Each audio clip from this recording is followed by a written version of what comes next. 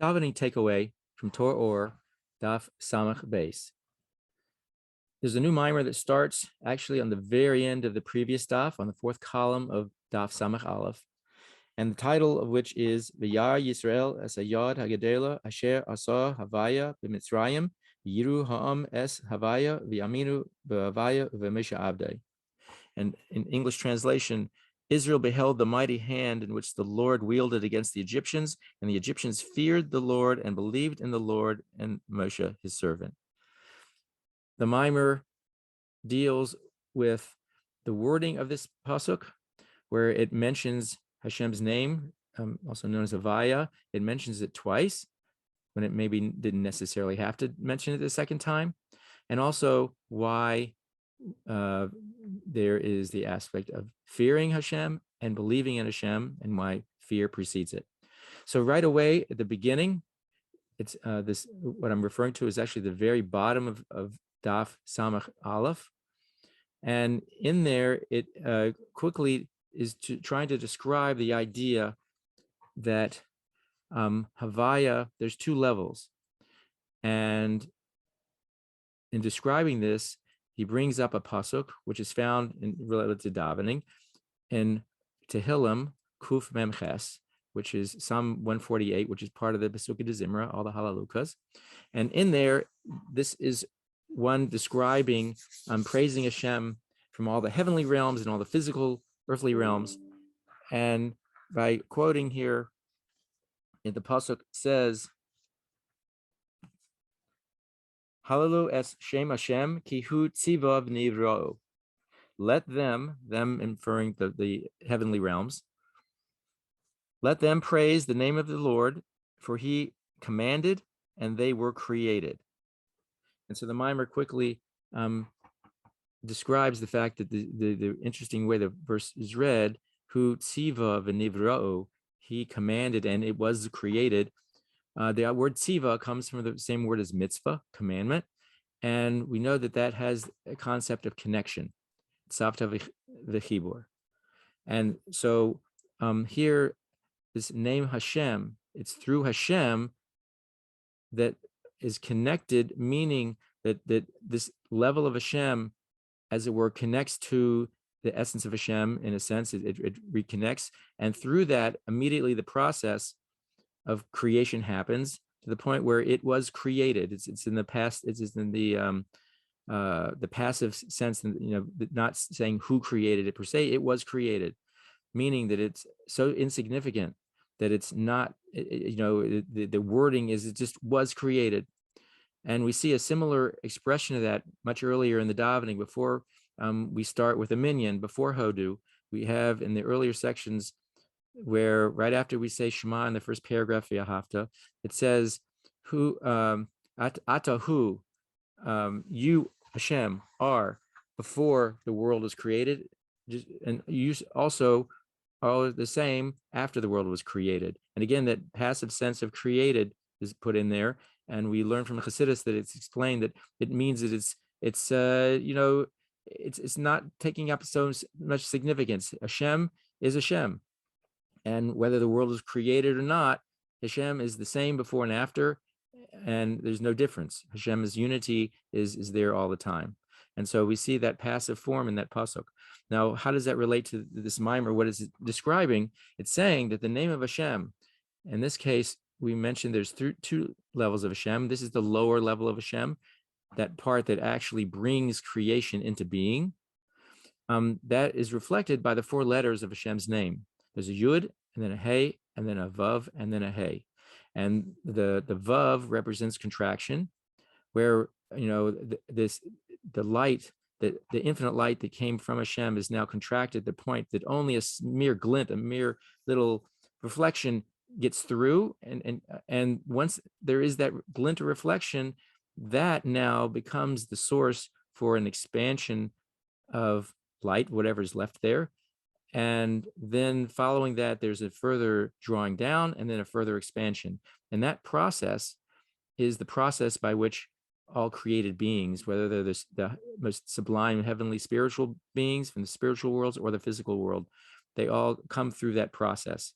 And so in davening, what we think about, understanding that process, that even the most sublime spiritual realms that you're saying is praising Hashem, those supreme levels are really only coming from the source. The source of them is coming from this little glint through that severe contraction from Hashem, so much so that Hashem, as it were, that in his essence, or even higher than that, does not have any relation to it per se. And how much more so the physical ones. And so we see that expression, that the pasuk in the Tehillim is mentioned right after all the spiritual ones, to reflect that even the spiritual ones are coming from that kind of aspect, and then how much more so the physical ones. And it gains an appreciation for Hashem and how great Hashem is. There's great creations and all amazing creations, and then realizing how great Hashem is, the point where we can't really even describe it, because even the greatest spiritual things that we could describe are only coming from a glint and a reflection of the light that came before it.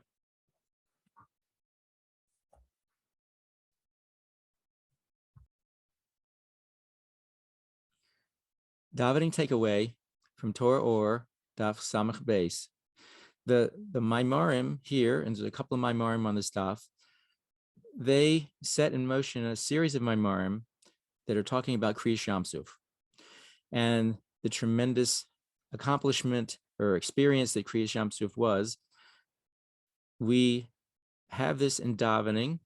In fact, in the precede Zimra, from Baruch Shemar until Baruch Hu, it's explained that the major rung and the rung of the ladder of davening, that's the world of Yetzirah, which is about character traits, is about emotions, midos.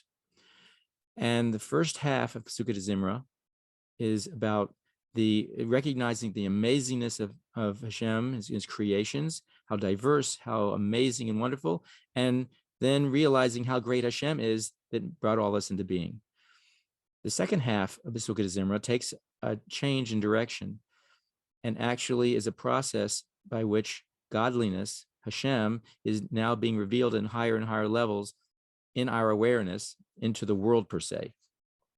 And so there is the pasuk, when is actually, we explained this a little bit in a previous little davening takeaway, that it's a pasuk that sort of starts it off, Baruch Hashem Elokei Yisrael min ha'olam ad ha'olam, and how that was an expression of how the supernal high levels are being drawn, which are normally called the hidden worlds, are being drawn into the revealed world. So it's a hamshacha. Baruch means hamshacha, bringing down.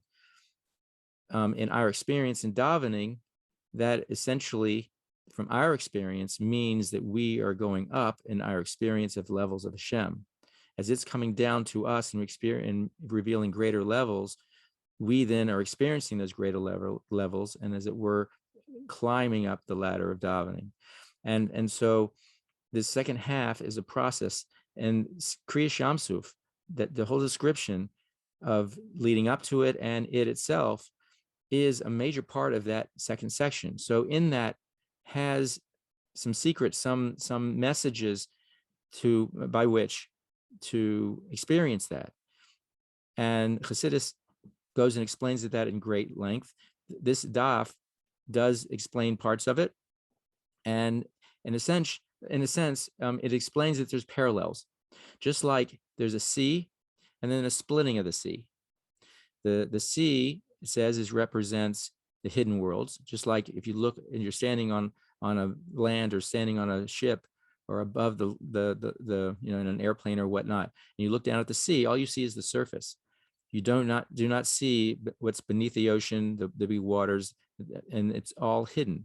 So a sea, is connected to hidden worlds. Dry land in this is analogous to the revealed world. And so too, the first mimer on this page was discussing two levels of the name of Hashem, Havayeh. There's a higher level of Havayeh and a lower level of Havayeh. That higher level of Havayeh is related relatively to a hidden world, and Alma Discasia.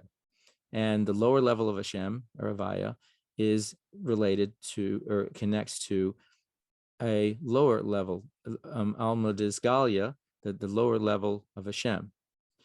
And so we see then these parallel things here. The upper level of Hashem's name is the hidden world, and the lower level of Hashem, as it, relatively, is a revealed world. And we see there's another similar process here that we have in the pasuk that starts out the mimer. There is awe or fear, yira, and then there's amuna. And the mimer asked the question in the beginning: why did that awe or fear, yira, precede amuna? And in the mimer it explains that awe or fear, yira, is connected to the revealed world, and analogously, amuna, which we loosely translate as faith, that is related to the upper or hidden world. And so we see that Kris Yam Suf is a splitting of the sea. It is taking the hidden worlds and bringing it into revelation, into dry land, just like the Jews walked on dry land within the sea. And so we see these different parallels. We find these different parallels. Also, why awe or fear, yira, precedes amuna, because yira, it says in Tanya, is the source for all the Sur MeRah, all the prohibitions in the Torah, 365, lo saseh, things we should not do, withhold from doing. And we see that Emunah, or faith, is a world where it's no longer in logically expressed. We can't grasp it logically at all. And that kind of level is a hidden world. And so Kris Yam Suf is the process by which even this amuna, this level of amuna, now becomes revealed, becomes evident in us, not aloof from us. There's a lot to be said about this. And in this short little takeaway, we can't possibly delve into it completely. I highly recommend learning this inside, or at least getting a good, synopsis of what's going on to really appreciate it. But needless to say, we will say that first with the R, the yira comes. It says that Sur MeRah, which is that's where the negative, commandments, the prohibitions come from, withholding from doing that which is negative. That aspect is an aspect what's called tzimtzum. It's a contraction, and it's a bittul. It's an aspect of self-nullification. And to describe bittul probably really needs its whole discussion, which is beyond this couple of minutes, but it does not mean that one feels like a nothing. It means that one experiences something that is way beyond. So now our sense of self sort of dissolves, as it were, into nothingness, but it's not a crush down, being, a put down, like a shmata, like a doormat. It's an aspect of aware of and allowing oneself to be absorbed into something greater. And so first step is there is this contraction, or this aspect of bittul, which is what Egypt represents, and then the crushing of Egypt, and with that comes the splitting of the sea, which then has a greater revelation of godliness. How that plays into davening, we are moving up the realms, the rungs of davening, and in Pesukei Zimra, it explains in another mimer, which will be gotten to much later, relative to Shvi Shel Pesach, the seventh day of Pesach, when we celebrate the splitting of the sea. In there's a mimer that talks in detail about the levels that are now revealed, the boundaries that have been broken, and allowing very high sublime lights of Hashem, godliness, to now come and become revealed and evident into the lower worlds, and different aspects of that too. And so what we have now in davening is a point where we are experiencing worlds way above the world of Yetzirah, which we are residing in, as it were, the mindset that we are experiencing. And we are now being aware of and being able to appreciate at some level much, much higher levels, all the way through to the world of Atzilus, it says. But again, this requires much more discussion. But needless to say, it is a euphoric kind of expression, and a point where we can now sense that which is beyond us, and in a real sense, just like the Jews at the splitting of the sea experienced, so much so that it says that the maidservant who was with them experienced greater revelation of godliness than even the great prophets like Yechezkel did. So we in Davening now are at a point where we are able to appreciate much, much higher levels, which carry us through to the very end of Psukei Zimra, which is an awareness of Malchus to Ein Sof, which is something very high, even beyond what's known as the Tzimtzum Rishon.